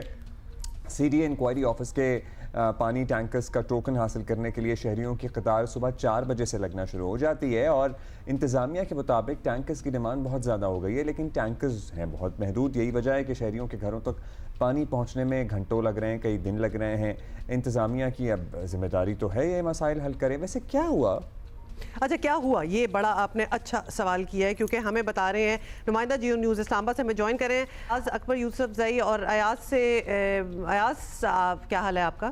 سب سے پہلے تو ہم آپ سے یہی پوچھنا چاہتے ہیں کہ ریزن کیا ہے، کیا ہوا، پانی کدھر گیا؟ اور وی ڈو نو، مجھے بھی یاد ہے بہت سال پہلے بھی جب میں اسلام آباد میں رہتی تھی ٹینکرز آتے تھے، مطلب ٹینکرز کی ضرورت پڑتی تھی، لیکن اب تو لگتا ہے ٹوٹل ڈیپینڈنسی آن ٹینکرز ہو رہی ہے. This is new to me. جی thank you very much Omar Abdullah. السلام علیکم، گڈ مارننگ. آپ کا بہت بہت شکریہ. اسلام آباد میں اس وقت جیسے کہ آپ خود بھی یہاں رہی ہیں، اسلام آباد اس وقت شدید پانی کا بحران میں اس وقت گھر چکا ہے، کیونکہ جو ہماری ذرائع کے مطابق پانی کی جو اس وقت طلب ہے وہ 120 سے 250 ملین گیلن جو ہے وہ پر ڈے اسلام آباد کی رہائشیوں کے لیے ہے. اس میں جو سورسز ہیں ہما، اس میں کچھ تو اسلام آباد کے اپنے ٹیوب ویلز انہوں نے بنائے ہوئے تھے، اور کچھ خانپور کی سپلائی لائن تھی. خانپور کی سچویشن جیسے آپ کو پتہ ہے پورے پاکستان میں اس وقت ڈیمز جو ہیں وہ بالکل شدید پانی کی قلت کا ان کو سامنا ہے. خانپور ڈیم مکمل طور پر اگر بالکل نچلی سطح پر جا چکا ہے، اور کافی زیادہ جو ہے پانی کی وہاں پر یہ شارٹیج ہے، اور جو کہ ایک وہاں سے سپلائی آنی تھی اس طریقے سے وہ سپلائی نہیں آ رہی. اب دوسرا سورس اسلام آباد کے اپنے ٹیوب ویلز ہیں جو کہ متعدد جو ہے وہ خراب ہیں، اور تقریباً کوئی جو ٹھیک ہے ان کی بھی وہ کیپیسٹی اس طریقے سے ان کی مینٹیننس نہیں ہو رہی. ان کی کسی کی موٹریں خراب ہیں، کسی کے پریشر پمپس خراب ہیں، تو مختلف چیزیں ہیں. اور دوسری جو اس وقت پانی کی جو سپلائی لائن ہے، آپ کو پتہ ہے 1960 کے بعد دوبارہ اس پہ کام نہیں ہوا. جو پرانے سیکٹرز ہیں وہ بھی خستہ حال ہو چکے ہیں، اس کے اندر سیوریج لائنز جو ہے وہ مکس ہو چکی ہیں. کافی زیادہ مسائل ہیں اسلام آباد کے پانی کے. ہر دفعہ جو بھی حکومت آتی ہے وہ دعوے ضرور کرتی ہے کہ ہم اسلام آباد میں پانی کے نظام کو بہتر کریں گے، لیکن گرمیاں جب آتی ہیں تو پانی ہونا شروع ہوتا ہے، لیکن جب گرمیاں چلی جاتی ہیں تو پھر لوگ ایک یہ چیزیں جو ہیں وہ اس کو اگنور کرنا شروع کر دیتے ہیں. اب کیونکہ پانی کی سپلائی اس طریقے سے نہیں آ رہی تو شہری کیا کر رہے ہیں، تقریباً 52 ٹینکرز ہیں سی ڈی اے کے پاس، اس میں سے کافی زیادہ خراب ہیں، اور جو ٹھیک ہے وہ بھی آپ دیکھ لیں کہ ٹوکنز جو ہیں اس پہ صبح 3-4 بجے لوگ نماز کے بعد یا نماز سے پہلے آ کے وہاں پر کھڑے ہو جاتے ہیں اور ٹوکن جو ہے وہ لینا شروع کر دیتے ہیں. اگر اس دن باری آ جائے تو قسمت والا ہے، نہ آئے تو دوسرے تیسرے دن. تو بہت زیادہ یہاں پر شارٹیج اس وقت پانی کی ہو رہی ہے. کوئی آلٹرنیٹیو ابھی تک پانی کے لیے ریسورس کا انتظام نہیں ہوا. نہیں لیکن کوئی جواب دیا گیا ہے سی ڈی اے کی ہی طرف سے یا پھر جو بھی کنسرنڈ اتھارٹیز ہیں کہ یہ کب تک مرحلہ جو ہے. دیکھیں خانپور ڈیم کا خشک ہونا یا پھر ابھی پانی کی سطح بہت کم ہونا انڈرسٹینڈیبل ہے، وہ جب ہو جائے تو پانی کی قلت ہوتی ہے. لیکن یہاں تو بڑے ایشوز اور بھی ہیں، مطلب لائنز بھی مرمت نہیں ہوئی، پاور پمپس نہیں ٹھیک ہوئے. there is a lot of maintenance that is also required. ایسے میں ہوتا یہ ہے کہ پورا سسٹم بن جاتا ہے جو فائدہ اٹھاتا ہے اور منافع بخش کاروبار میں تبدیل ہو جاتا ہے. ہاں پھر وہ ڈیپینڈنسی آن ٹینکرز بڑھتی چلی جاتی ہے. देखिए जो वाटर लेवल की बात आप करें ना, तो जब 1960 में 10 मीटर था उस वक्त पानी की जो नीचे वाटर लेवल था, अब इस वक्त 60 से 120 मीटर हो चुका है। और जहां तक आपने उसकी बात की, तो कल जब हम स्टोरी पे काम कर रहे थे पानी वाले पे, तो मैंने तर्जुमान है सीडी के उनको ये पूरा भेजा कि इस पे मुझे अपना वर्जन दे। उन्होंने अभी तक कुछ जवाब उस पर मुझे नहीं दिया कि भी क्या करना है, क्या हुआ है और हम क्या कर रहे हैं, क्योंकि इसके जवाब उनके पास है नहीं। क्योंकि इस पे काम नो डाउट इस्लामाबाद में रोड्स के ऊपर काम हो रहे हैं, अंडरपासेस के ऊपर काम हो रहे हैं, बड़ा इंपॉर्टेंट है। लेकिन जो बुनियादी जरूरत है इस वक्त इस्लामाबाद की शहरियों की, वो है साफ पानी। जो फिल्ट्रेशन प्लांट लगे हुए हैं उसकी भी बड़ा लिमिटेड टाइम होता है, 1 घंटा 2 घंटे खुले होते हैं, उसके बाद वो ताला लगा के चले जाते हैं। तो बेचारे मैंने देखा है इस्लामाबाद, अगर आप इस्लामाबाद में किसी वक्त आके देखें मुख्तलिफ सेक्टर्स के अंदर, तो आपको वो जो गाँव की औरतों का एक वो जो मटका लेकर पानी की वो जो मुख्तलिफ दरियाओं में या जो नदी नालों के अंदर जो नदी थी और जिस तरीके से जो पानी के एक वहाँ पर गांव के एरिया बने होते हैं, वहां से लोग पानी लेके आए, तो वही आपको रिमाइंड हो जानी शुरू हुई थी वफाकी हुकूमत में कि यार ये क्या हो रहा है। लोगों ने वो मटकी की जगह अपना वो बड़े बड़े वो आपने देखा होगा गैलिंग्स आ गए ना होना, पानी का ना आना, इस बारे में अनसर्टेनिटी होना, कब आएगा नहीं आएगा, ये लिटरली ज़हनी कोफ्त और अजियत में मुब्तला कर देता है। And it's sad to know that Islamabad is also going through that because you don't really associate it with that. आज है 21 मई और 21 मई को World टी डे, चाय का आलमी दिन मनाया जाता है। और चाय हमसे अच्छी कौन बना सकता है? और हम इसलिए अच्छी चाय बनाते हैं। एक तो हम पीते बहुत है चाय, हम दुनिया को पिलाते हैं, और हमारी चाय के तो हमारे दोस्त दुश्मन सभी मुतरफ हैं, और हमारे दुश्मन भी ये कहते हैं कि the T is fantastic. Because we do make fantastic tea. अच्छा जी, और अच्छा चाय की एक और खसूसियत ये है कि गर्मी हो या सर्दी, मतलब गर्मी में आग बगोला हो रहे हो लेकिन चाय पीनी होती है हमें, और सर्दी में तो ऑब्वियसली चाय चाहिए होती है। And this is not our problem, this is not just us, दुनिया भर में चाय जो है, मतलब this is one of the most wanted, needed, consumed drink in the world. मतलब उदास हों चाय पी लें, खुश हों चाय पी लें, कहीं जा रहे हों चाय पी लें, कहीं से थक के आ रहे हों चाय पी लें, सो चाय पी लें। चाय एक मौका होती है, दोस्तों के साथ मिल बैठने का बहाना होती है, घर वालों को इकट्ठा करने का एक ज़रिया होती है, और हम सबको ही चाय पेश करते हैं, मतलब चाय पानी पिलाते हैं। और हमने बताया था कि हम अच्छी चाय बनाते हैं जिसके सब मुतरफ हैं। और एक जुमला जो बहुत वायरल हुआ, जो ख़ुद भी मानते हैं, चाहे वो हमारे दोस्त हों या दुश्मन हों, कि हम बेहतरीन चाय बनाते हैं, वो ज़रा रिमाइंडर के तौर पर पेश करते हैं। चलो हो जाए, व्हाई नॉट। कभी अभिनंदन ने सोचा होगा कि he is going to become the most famous line जो होगी ना इस खत्ते की, वो इन्हीं के मुंह से निकलेगी, the T is fantastic Indeed, and it was.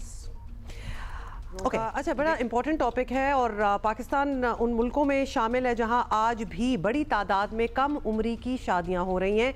अक़वाम मुत्तहिदा के इदारे यूनिसेफ के मुताबिक पाकिस्तान में सालाना 46 लाख बच्चियों की शादी जो है वो 15 साल, और 1 करोड़ 80 लाख से ज़्यादा बच्चियों की शादी 18 साल की उम्र से पहले कर दी जाती है। इंपॉर्टेंट पॉइंट है कि इससे भी पहले, 15 साल से पहले क्या होगा? 14 साल, 13 साल, 12 साल, मतलब बिल्कुल ही चाइल्ड ही हो गया ना, तो बच्चा ही कहलाते हैं, वो तो बड़ा हुआ ही नहीं होता। बात ये सामने आई कि सेनेट ने पीर को कम उम्र बच्चों की शादी पर पाबंदी का बिल मंजूर किया, जिसके तहत 18 बरस से कम उम्र लड़के या लड़की की शादी को जुर्म करार दिया गया है। सूबों में अलग अलग आपको पता है ये मामला था, कहीं 16 थी, कहीं 18 थी। जमीयत उलमा इस्लाम ने बिल की मुखालफत की और ऐवान से वॉकआउट कर दिया। JUI का मौक़िफ़ है कि बिल को पहले इस्लामी नज़रियाती कौंसिल भेजा जाना चाहिए, क्योंकि ये मामला मजहब और सकाफत से जुड़ा है। ये बिल पीपल्स पार्टी के सेनेटर शेरी रहमान साहिबा ने पेश किया था। शेरी रहमान का कहना था कि बिल से बच्चों की शादी रोकने में मदद मिलेगी। बिल में वाज़ेह तौर पर कहा गया है कि निकाह खां किसी ऐसे निकाह की इजाज़त नहीं देगा जिसमें दूल्हा या दुल्हन की उम्र 18 साल से कम हो। निकाह के वक्त दोनों फ़रीक़ैन के कौमी शनाख्ती कार्ड की मौजूदगी लाजमी है, ताकि उम्र की तस्दीक भी मुमकिन हो सके। एंड ऑल्सो द आइडिया कि आपका ID कार्ड ही ना हो और आपकी शादी हो रही हो, और ID कार्ड इसलिए ना हो क्योंकि अभी आपकी ID कार्ड बनाने की उम्र नहीं पहुंची, तो शादी की उम्र कैसे पहुंच गई? ये बड़े सवाल है। नईमी साहब हमारे साथ मौजूद हैं, ज़ाहिर है बड़ा वसी इनके पास नॉलेज है, तजर्बा है, इनसे पूछते हैं। चेयरमैन इस्लामी नज़रियाती कौंसिल हैं, बहुत शुक्रिया अल्लामा साहब। अल्लामा साहब ज़रा बताइएगा, रहनुमाई कीजिएगा, अगर ये मसला JUI ने इसलिए वॉकआउट किया कि उन्होंने कहा जी इस्लामी नज़रियाती कौंसिल भेजा जाए, आपके पास ये मसला कभी आया? अगर आया है तो इस पर क्या राय है? अगर जब आएगा तो इस पर आपकी क्या राय होगी? ہمیں موقف دیجیے گا پلیز. بہت شکریہ آپ کا عبداللہ. جی سر. بڑا اہم معاملہ ہے اور اس اہم معاملے کو جس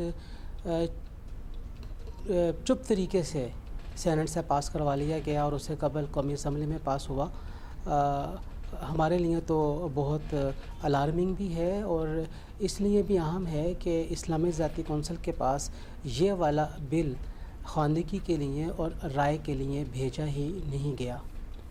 اس سے قبل بچوں کی یا کم سن بچوں کی شادی کے بارے میں اور ان کے نکاح کے بارے میں کونسل میں 2 دفعہ موو ہوئی ہے اور کونسل نے بالترتیب اس کے اوپر اپنی رائے کا اظہار بھی کیا ہے جو میں ابھی آپ کے سامنے پیش کیے دیتا ہوں. جی. لیکن یہاں پہ جو سب سے اہم سوال ہے کہ ہم بچہ کسے گردانتے ہیں. اصل مسئلہ جس کے اوپر اختلاف بنتا ہے وہ بچے کی تعریف پر ہے. قانون یہ کہتا ہے بچہ 18 سال کی عمر سے زائد ہوگا تو وہ میجر کہلائے گا, مائنر نہیں ہوگا. مائنر وہی ہوگا جو کہ 18 سال سے کم عمر کا ہوگا. اور سوال یہاں پہ یہ پیدا ہوتا ہے کہ اگر قانون بچے کی اس عمر کو بڑھا کے 20 کر دے, 21 کر دے یا 25 کر دے تو پھر ہم قانون کے مطابق جو 25 سال کا جوان ہوگا اس سے کم کا ہوگا تو اسے ہم بچہ تصور کریں گے. کوئی بھی خاتون جو 25 سال سے کم عمر کی ہوگی وہ بچی تصور کی جائے گی. لیکن ایسا ہوگا نہیں نا سر, کیونکہ اب تو یہ سٹینڈرڈ سیٹ ہو گیا پوری دنیا میں. ایسا نہیں ہے. شادی کے معاملے میں ہماری کونسل کی اپنی ریسرچ ہے جس میں ہم نے کم و بیش 100 سے زائد ممالک کا ڈیٹا اکٹھا کیا ہے جس میں مسلم ممالک بھی شامل ہیں اور غیر مسلم بھی. ایون USA کی بہت سی اسٹیٹ میں شادی کی عمر کا تعلق 14 سال, 15 سال یا 16 سال تک بھی رکھا گیا ہے جہاں پر بچے کی عمر سیٹ نہیں کی گئی ہے.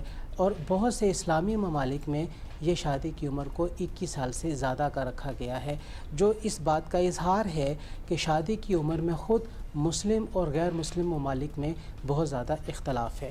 میں یہ بات عرض کر رہا تھا کہ اصل مسئلہ ہے کہ بچہ کسے کہیں گے. قانون کہتا ہے کہ جو 18 سال سے کم ہوگا وہ بچہ ہوگا, جبکہ شریعت یہ کہتی ہے کہ بچے ہونے کا جو اطلاق ہے وہ اس کی بلوغت کے ساتھ رکھا جائے گا کہ جب بچے بالغ ہو جائے گا تو پھر اس کے اوپر شریعت کے وہ تمام احکامات عائد کر دیے جائیں گے جن کا تعلق عبادات کے ساتھ ہے اور مسئولیت کے ساتھ ہے. اس اعتبار سے اگر دیکھا جائے ایک بچہ اگر 12 سال کی عمر میں بالغ ہو جاتا ہے تو پھر اس پہ نماز بھی فرض ہو جاتی ہے, اس پہ روزہ بھی فرض ہو جاتا ہے, اور اگر وہ زکوٰۃ کی ادائیگی کا اہل ہے تو پھر اس کے اوپر زکوٰۃ کی ادائیگی بھی لازم ہو جاتی ہے. یہ میں نے آپ کے سامنے شریعت کا موقف رکھا جس کی وجہ سے جب بچے کی تعریف میں شرعی طور پہ اور قانونی طور پہ ایک اختلاف موجود ہے تو یہ اختلاف پھر ہمیں آگے بھی چلتا ہوا نظر آئے گا. قطع نظر اس اختلاف کے اس قانون کو کہ جب میں نے خواندگی کی ہے تو میرے سامنے تو بڑی عجیب و غریب سی صورتحال نظر آ رہی ہے کہ یہاں پہ اس بات کو بیان کیا گیا کہ اگر نکاح رجسٹرار کوئی ایسی شادی سولمنائز کرتا ہے جس میں کسی ایک فریق یا دونوں فریق کے بچہ. آپ نے کہا تھا کہ obviously 100 ملکوں کا ڈیٹا ابھی آپ لوگوں نے دیکھا, بلوغت کی آپ نے بات کی. اگر بلوغت کی بات کر لیں تو وہ ہر انڈیویجول کی, ہر شخص کی ڈیفرنٹ عمر پہ ہوتی ہے. اگر ایک بینچ مارک 18 سال کو بنا دیا گیا ہے تو اس میں کیا برائی ہے؟ کچھ تو دینا تھا نا بینچ مارک. 18 تک میں تو سب ہو ہی جائیں گے. مطلب اگر بینچ مارک 14 ہو یا 16 ہو تو وائی ناٹ 18؟ تو پھر آپ اس کو 20 کر لیجئے, 21 کر لیجئے, وائی 18. کیونکہ دنیا میں بھی ایک 18 کو مانا جاتا ہے نا, تو اگر دنیا کے ساتھ جن ممالک میں 21 رکھا ہوا ہے, جن ممالک میں 15 ہے, انہوں نے 15 یا 21 کیوں رکھا ہے؟ دیکھیے ہر ملک کے نا اپنی ثقافت ہے, اپنا رواج ہے اور اپنا مذہب ہے, اور جو بھی قانون کی ڈیریویشن ہے وہ اسی ثقافت اور مذہب اور رواج کے پس منظر کے اندر ہی تکمیل اور تشکیل پاتی ہے. دیکھیے قطع نظر اس کے کہ ہم بچے کی بلوغت پہ بات کریں کہ جس کی بنیاد پر یہ پورا کا پورا شاخسانہ ہے، آپ اس قانون اس ایکٹ کو جو کہ اس وقت منظور ہو چکا ہے اس میں دیکھیں تو اس میں خود ایمبیگوٹی ہے جو اس کی آرٹیکل 7 ہے. اب آرٹیکل 7 کے اندر یہ بات لکھی ہوئی ہے والدین یا سرپرست یا کوئی دیگر شخص کسی بھی قانونی یا غیر قانونی طریقے سے بچوں کی شادی کی انعقاد کی اجازت دیتا ہے. یعنی قانونی طریقے سے بھی اگر شادی کی انعقاد کی اجازت دیتا ہے تو اس صورت میں بھی 3 سال کی سزا ہوگی. یہ ایک ایمبیگوٹی ہے اس قانون کے اندر کہ قانونی طریقے سے تو بچے کو اجازت ہونی چاہیے، غیر قانونی طریقے تو وہی آ گیا نا کہ ہم نے قانون بنا دیا ہے اور 18 سال سے کم عمر کی شادی ہوگی. سر آپ کے ذہن میں کیا تجویز ہے؟ آپ کے ذہن میں کوئی عمر آپ کے مطابق کوئی عمر کی حد نہیں ہونی چاہیے یا 18 کے بجائے 16 ہو جانی چاہیے؟ کیونکہ آئی گیس آپ بھی صاحب اولاد ہوں گے، آپ تصور کر سکتے ہیں آج کل جس طرح کی ہماری خوراکیں ہیں، جو ماحول ہیں، بچیاں 9 سال کی عمر میں بلوغت کی طرف چلی جاتی ہیں. اب آپ اگر خود کسی بیٹی کے باپ ہیں تو آپ 10 سال میں اس کا نکاح کسی کے ساتھ کر دیں گے؟ نہیں کر سکیں گے نا. آپ یہ سوال کریں کہ سر آپ کی بیٹی ہوگی یقینی طور پہ اور آپ نے شادی اس کی کب کی ہے. میں آپ کو بتا دیتا ہوں، میں نے اپنی بیٹی کی شادی 23 سال کی عمر میں کی ہے اور میں خود یہ جانتا ہوں کہ بچیوں کی شادی یا بچوں کی شادی بڑی عمر میں ہی ہونی چاہیے، لیکن ہمیں اسے قانون سازی کے ذریعے کی بجائے آگہی کے ذریعے سے بات کو آگے لے کے چلنا چاہیے. ہماری خود کونسل کی یہ رائے ہے 2018 میں کہ حکومت پہ زور دیا جائے کہ وہ کم سنی کی شادی کی حوصلہ شکنی کے لیے علماء کرام کے ذریعے آگہی اور شعور بیدار کرنے کی مہم شروع کرے. تعلیمی اداروں میں اس بارے میں شعور پیدا کیا جائے اور اس بارے میں مفتی شفیع صاحب کی ایک تحریر ہے جس میں انہوں نے واضح انداز میں لکھا ہے کہ کم سنی کی شادی مفاسد سے خالی نہیں ہے. ہم خود یہ کہتے ہیں کہ کم سنی کی شادی مفاسد سے خالی نہیں ہے، لیکن جب آپ اس قسم کا قانون بنا دیں گے تو وہ براہ راست شریعت کے ساتھ متصادم نظر آتا ہے. اور اس قانون سازی کے نتیجے میں جتنی سزائیں متعین کر دی گئی ہیں 7 سال تک سزا، یعنی کوئی اگر اپنے بچے کی شادی کسی بھی ایک ریزنیبل طریقے سے اور ایک وجوہات کی بنیاد پہ 18 سال سے پہلے کروانا چاہتا ہے یا کرنا چاہتا ہے تو وہ کسی طور پہ بھی کر نہیں سکتا اور کرے گا. یہ بڑی اچھی تجویز ہے علامہ صاحب. ظاہر ہے کہ اس سلسلے میں آگہی پیدا کرنے کی ضرورت ہے، لیکن آپ کو پتہ ہے آگہی تو ہم پولیو کے بارے میں بھی گزشتہ 50 سال سے پھیلا رہے ہیں. ہمارے یہاں ابھی بھی کیسز رپورٹ ہوتے ہیں. ہم 25 کروڑ کا ملک ہیں، کتنا ہی آگہی کے ذریعے اس سلسلے کو روک سکیں گے؟ آپ جیسی ایگزامپلز ہیں جن کو لوگ دیکھ سکتے ہیں، ان سے انسپائر ہو سکتے ہیں کہ اور آپ جیسے اور بھی بہت سے لوگ ہیں، لیکن بہت سارے لوگ ہیں جو آپ جیسے نہیں بھی ہیں. بالکل، اور سر ان کو سمجھائیں گے تو بڑی اچھی بات ہے، لیکن وہ بڑا ایک لانگ ٹرم پلان ہے اور سمجھانا تو بہت پہلے سے شروع کر دینا چاہیے تھا. لیکن اگر ایک کٹ آف ایک ایج ہو تو اس میں کوئی خاص برائی بھی نہیں ہے، کیونکہ اگر لوگوں پہ چھوڑ دیا جائے تو صرف 18 نہیں بلکہ 12 بھی ہو سکتی ہے. مطلب وہ عمر اور جو ہم دیکھتے ہیں اور پھر جب ہم ایسی چیزیں بھی دیکھتے ہیں کہ جہاں بچیوں کی عمر 11-12 سال ہوتی ہے اور جو لڑکا جو دولہا ہوتا ہے وہ بہت بڑا، مطلب پھر تو کوئی وہ روک نہیں پائیں گے نا. کوئی قانون سازی تو ہونی چاہیے ڈیٹرنس کے لیے کہ ایٹ لیسٹ آپ اس میں رکھیں. آئی ڈی کارڈ 18 سے پہلے نہیں بن سکتا، ورنہ تو آئی ڈی کارڈ وغیرہ ڈرائیو آپ نہیں کر سکتے، بہت سی چیزیں 18 سے پہلے آپ ووٹ نہیں کر سکتے، تو آپ کیسے اڈلٹ مانے جائیں کہ آپ شادی کر لیں؟ آپ 18 کی بجائے 16 سال رکھ دیں کارڈ کی عمر بنانے کا، ڈرائیونگ کی اجازت دینے کا، تو آپ 16 سال کی عمر میں بھی سر یہ ایگزامپلز ہیں، ڈرائیونگ کر سکتے ہیں. یہ صرف ایگزامپلز ہیں سر. شادی تو ایک بہت بڑی چیز ہے. میری عرض سنیے، دیکھیے یہ ہے قانون سازی، اور ہم عوام کی ایما پہ یا اپنی خواہشات کی بنیاد پہ قومی اسمبلی میں یا سینٹ میں یا صوبائی اسمبلیوں میں کوئی بھی قانون بنانا چاہیں تو ہم بنا لیتے ہیں، لیکن ہمیں یہ بھی تو دیکھنا چاہیے کہ اس قانون سازی کے پیچھے ہمارا مذہب، ہماری ثقافت اور ہمارا رواج کیا بات کر رہا ہے. اور کیا سینٹ کے اندر KPK کے ایمل صاحب نے جو بات کی ہے اس بارے میں، کیا وہ بھی ہمارے سامنے ہونی چاہیے؟ اگر جمعیت علماء اسلام نے اس کے اوپر بات کی ہے تو وہ بھی ہمارے سامنے ہونی چاہیے. اور اگر ایک عام عالم اور ایک عام شہری بھی اگر اس پہ اپنی رائے کا اظہار دیتا ہوا نظر آ رہا ہے کہ آپ آپ رخصتی کے حوالے سے کوئی ایسی قانون سازی کر لیں کہ رخصتی جو ہے وہ ایک خاص عمر سے زیادہ ہو تو ہونی چاہیے، لیکن نکاح کا معاملہ تو ایسا ہے کہ شریعت نے کہیں پر بھی اس کی قدغن نہیں لگائی۔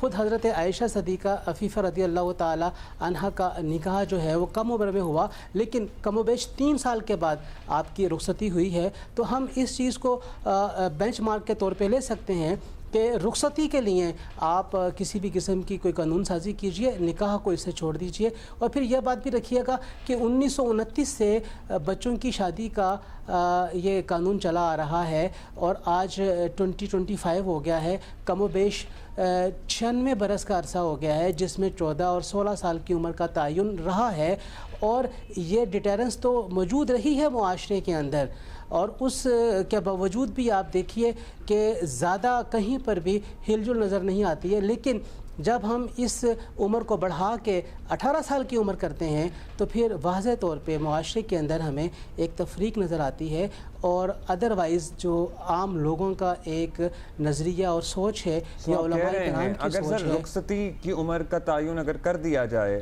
تو اس میں کوئی اعتراض نہیں ہوگا اسلامی نظریاتی کونسل کو؟ اور دیکھیے آپ کہہ رہے ہیں اس پہ 18 نہ ہو، اس پہ 16 پہ نظر ثانی کر لیں، مطلب رخصتی کی عمر کم سے کم عمر، کیا آپ یہ کہہ رہے ہیں؟ رخصتی کے دیکھیے، ہاں نکاح کے اوپر آپ قدغن نہ لگائیے۔ ہاں رخصتی کے حوالے سے ہم بات کر سکتے ہیں کہ رخصتی جو ہے وہ ذرا قدری بڑی عمر میں ہونی چاہیے، جہاں پہ وہ بچہ اور بچی اس نئے قائم ہونے والے ابتدائی گھرانے کے تمام تر لوازمات کو صحیح طور پہ لے کے چل سکے۔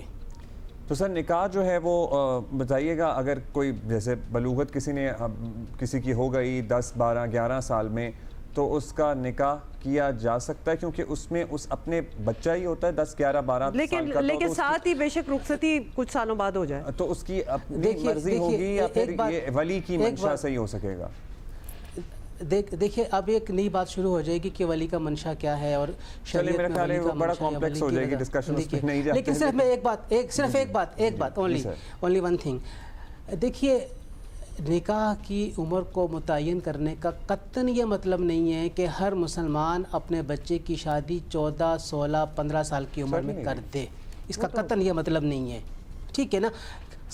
سم اسپیشل سرکمسٹانسز کے اندر اس قانون میں کہیں پر بھی کوئی اجازت نہیں ہے کہ اگر کسی نے کسی خاص وجہ کی بنیاد پہ اپنی بچی کی شادی یا بچے کی شادی 18 سے پہلے کرنی ہے، اسے کسی بھی قسم کی کوئی سہولت مل سکے۔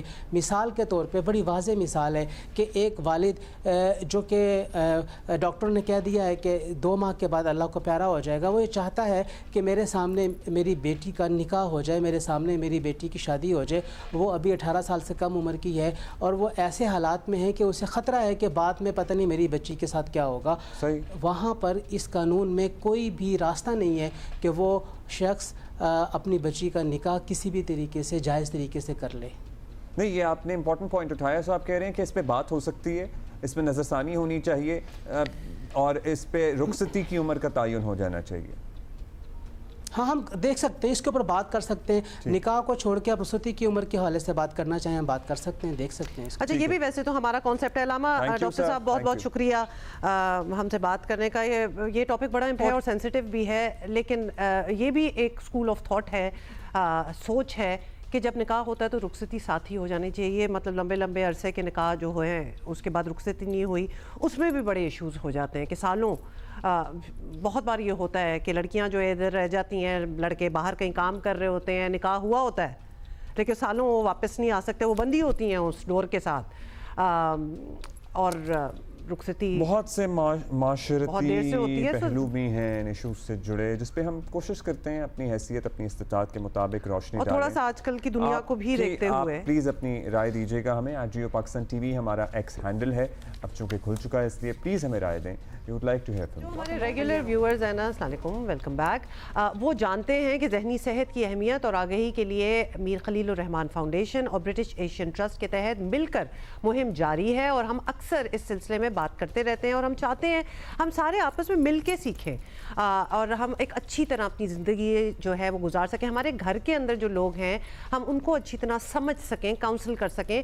تو آج ہمیں جی بات کرنی ہے ایک بڑے اسپیسیفک ایشو کی. ایک خاتون جب ماں بنتی ہے تو اسے بہت سے فزیکل چیلنجز کے ساتھ ایک سخت نفسیاتی دباؤ کا بھی سامنا ہوتا ہے, اور اگر وہ ایک ورکنگ مدر, ایک ورکنگ وومن ہو تو دوبارہ اپنے کام پر جانا ایک الگ ہی امتحان ہو جاتا ہے. مطلب بہت سی چیزیں ہیں جو بیچ میں آتی ہیں that she needs to اور پتہ ہے tackle. اپنا بزنس ہے تو چلیں ٹھیک ہے, اگر نوکری کرتے ہوں تو اس کے الگ چیلنجز ہوتے ہیں. بہت سارے آپ کے ادارے, آرگنائزیشنز اتنی فلیکسیبل نہیں ہوتی کہ وہ اتنی آسانی سے یا بنا منہ بنائے جسے کہتے ہیں نا میٹرنٹی لیوز دے سکیں. دیتی بھی ہیں تو 3 مہینے کی بمشکل, اس کے بعد کے ایشوز ہوتے ہیں. اور بہت ہی ایڈوانس دنیا ہوگی جو بنا منہ بنائے, جن کے آلریڈی بہت عرصے سے یہ پالیسیز ہوں گی اور چل رہی ہوں گی, ورنہ منہ ہر کوئی بناتا ہے, منہ بناتے ہیں لوگ, اور یہ حقیقت ہے. اسی پہ بات کرتے ہیں. صحت کہانی کی بانی سی ای او ڈاکٹر سارہ سعید خرم ہمارے ساتھ موجود ہیں, جو حال ہی میں اس سارے پروسیس سے گزری ہیں. She recently had her child as well. آپ کو بہت مبارک ہو ایک تو, اور دوسرا یہ کہ بتائیے گا, آپ ظاہر ہے being a working woman and being a mother now, you have been a mother as well پہلے بھی, لیکن اس پروسیس سے گزرنا کتنا چیلنجنگ ہوتا ہے, ایک گھریلو عورت کے لیے بھی ہوتا ہے اور ایک آپ ایسا کریں, آپ اپنا فرسٹ ٹائم ایکسپیرینس پہلے تو بتا دیں. when you were younger, had become a mother for the first time and you were perhaps still working. تو I've been working since I had my first child. لیکن بہت مشکل ہوتا ہے پہلی دفعہ ماں بننا. I remember کہ جب میری بیٹی میرے ہاتھ میں آئی تو جس کا میں بہت انتظار کر رہی تھی, میں نے 1-2 مہینے تک کچھ فیل نہیں کیا اس کے بارے میں, اور یہ بہت ساری مدرس کو ڈسوسیشن ہوتی ہے پوسٹ پارٹم. میں نے ریئلائز 1 مہینے بعد کہ مجھے بہت سیویئر پوسٹ پارٹم ڈپریشن ہے, اور مسئلہ یہ ہوتا ہے کہ آپ کے اراؤنڈ لوگ نہیں سمجھ پا رہے ہوتے ہیں کہ آپ کیا فیلنگ سے گزر رہی ہیں, اور آپ کو جج کر رہے ہوتے ہیں کہ اوہو یہ تو بچے کو دیکھ ہی نہیں رہی. کیونکہ ایکسپیکٹیشن ہے نا کہ انسٹنٹ پیار اور ایک چیز جو کہ نہیں ہوتا. آئی ریممبر کہ میں اپنی بیٹی کو ڈاکٹر کے پاس لے کے گئی, اور اس نے کچھ کہا تو میں رونا شروع ہو گئی, because I was very disturbed. She was like 15-20 years old and she was a little weak. So they told me کہ there is no mercy for the mother. وہ بات سن کے میں اتنی ڈسٹرب ہو گئی 1-2 مہینے تک کہ مجھے سمجھ نہیں آیا کہ ایز اے عورت, ایز اے وومن میں کیسے اپنے آپ کو ہینڈل کروں, میں کیسے اپنا خیال رکھوں کہ میں اپنی بچی کا خیال رکھ پاؤں. So I think the world needs to be very empathetic towards new mothers. اور چاہے آپ کا پہلا بچہ ہو, دوسرا بچہ ہو, تیسرا بچہ ہو, میرے تیسرا بچہ ہے اور مجھے اس میں بھی پوسٹ پارٹم ڈپریشن ہوا. It's a very very real thing. جب آپ کے ہارمونس ایک اوور رائڈ سے اپنے نارملسی پہ آنا شروع ہوتے ہیں تو lot of women go through this feeling. They feel very alone. Doctor Sarah کہنا ہے آس کہ جب آپ کے ساتھ یہ ہو رہا تھا اس وقت کیا آپ نے اپنی مدر سے یہ پوچھا تھا یا اپنی خالاؤں سے یا اپنے ارد گرد یہ پوچھا تھا کہ کیا آپ لوگوں کو بھی ہوا تھا ایٹ یور فرسٹ بیبیز؟ کیونکہ اکثر ایک آئی ایم سوری چپ کرا دیا جاتا ہے, اور لڑکیوں کو آج کل جب وہ یہ بات کرتی ہیں ان کی اپنی ماؤں سے ہی کہ بھائی تمہیں کیوں ہو رہا ہے, ہمیں تو نہیں ہوا تھا. تو I want the truth for once and for all کہ کیا اس جنریشن کی ماؤں کو بھی ہوتا تھا یا وہ چھپا کے بیٹھی ہوتی تھیں؟ بالکل. میری 5 خالائیں ہیں, میری امی 6 بہنیں ہیں, اور میری ان سے کافی بات چیت ہوتی ہے, اور اب جب وہ ایکسپلین کرتی ہے اپنی فیلنگس تو ان سب کو ہوا ہے. اور اس وقت یہ ہوتا تھا کہ بھائی ٹائم نہیں ہے یا ایکنالج نہیں کرنا یا سمجھ میں نہیں آ رہا کہ اس فیلنگ کا کیا مطلب ہے, ہوا تھا لیکن سب کو ہوا تھا. اور شوہروں کی سپورٹ بھی نہیں ہوتی تھی پہلے. بالکل. اب تو you know when I had my first baby I knew that my wife is going through postpartum and وہ اپنا ہی خیال رکھ لیں after a C-section. So I was the mother for that child for a few months because I could understand. لیکن آپ کے partner کا, آپ کے ہسبینڈ کا سپورٹیو ہونا بہت ضروری ہوتا ہے, آپ کے انوائرمنٹ کا سپورٹیو ہونا, اور اب یہ شعور اور آگاہی ہے, پہلے نہیں تھا. جی, اینڈ آئی تھنک سب سے امپورٹنٹ ہوتا ہے آپ کا پارٹنر, کیونکہ آپ دونوں ماں باپ بنے ہوتے ہیں.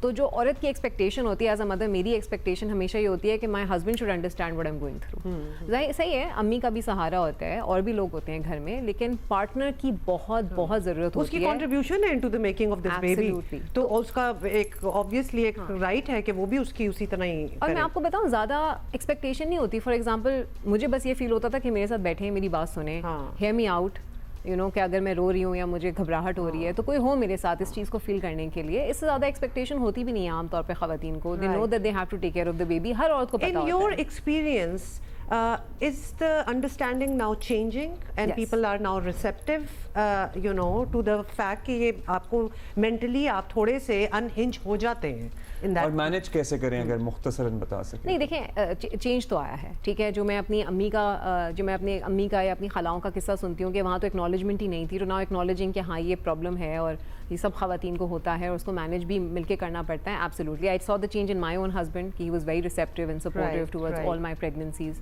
and with each child he became more receptive also. So I think he also grew in that journey as a father. मतलब आप दोनों की जर्नी थी बिल्कुल ना? बिल्कुल। देखिए, आई थिंक मैनेजमेंट ये है कि सबसे पहली बात जो एक चीज़ मैंने अपने लाइफ कोच से सीखी हर सिचुएशन में और इस सिचुएशन में भी, कि अपने आप को ग्रेस दें। यू नीड टू अंडरस्टैंड कि it's a physical journey, it's an emotional journey माँ बनना। उसके ऊपर सोसाइटल एक्सपेक्टेशन कि आपने वापस भी जाना है, आपने काम भी उसी एनर्जी से करना है, आपने वही 8 घंटे काम पे देने हैं, आउटपुट वही आपसे एक्सपेक्टेशन, और ये नहीं हो सकता। ये फिजिकली इमोशनली मेंटली पॉसिबल नहीं है किसी औरत के लिए कि वो एक पूरी ह्यूमन बीइंग को अपने से बाहर निकाले और वापस उसी स्टेट में चली जाए। You very right. और एक और एक्सपेक्टेशन भी बराए मेहरबानी बहैसियत माशरा में छोड़ देनी चाहिए कि औरत जो बहुत सारी फिजिकल चेंजेस से गुजरती है माँ बनने के बाद, वो वापस उसी सूरत में वापस आपको आ जाएगी 3 महीने बाद, जैसे आप उसे एक्सपेक्ट करते हैं। मतलब कोई जादू तो नहीं इधर हो रहा ना, बट आई एम ग्लैड कि ओवर द ईयर वजर बढ़ना एक नॉर्मल बात है और बहुत सी औरतों का बढ़ता है, बहुत सी का नहीं बढ़ता। सो बराए मेहरबानी स्टॉप आस्किंग विमेन कि आपका वजन क्यों नहीं कम। और डॉक्टर सारा ये भी अच्छी आपने बात की है, मतलब ये जो टर्म पोस्टपार्टम डिप्रेशन है ना, ये इस टर्म का आ जाना इनटू आवर कॉमन नॉलेज और उसको नाम दे देना जो फीलिंग है, वरना उस फीलिंग को बताना कितना मुश्किल है, जो what you are going through and then finding out that you are not the only one, millions of women are going through the same thing. Thank you doctor सारा, बहुत शुक्रिया, थैंक यू। अब इस पे बात ऑन रेगुलर बेसिस इसलिए करते रहते हैं ताकि हम जरा ड्रिल कर दें लोगों में जो नहीं अभी तक समझ रहे कि ये होता है, तो उसको उस तरह you need to treat it that way. शोहरों का, पार्टनर्स का किरदार बहुत अहम है। प्लीज़ अपनी बेगमात का ख्याल रखें, ठीक है। और साथ ही अच्छा अभी बेगमात पे एतराज़ हो रहा है, बेगम बहुत ज़्यादा, मतलब हमने किसकी बेगमात का बस समझ आ गई है ना आपको, बस बात यही करनी थी। हम आपसे मुलाकात करेंगे कल।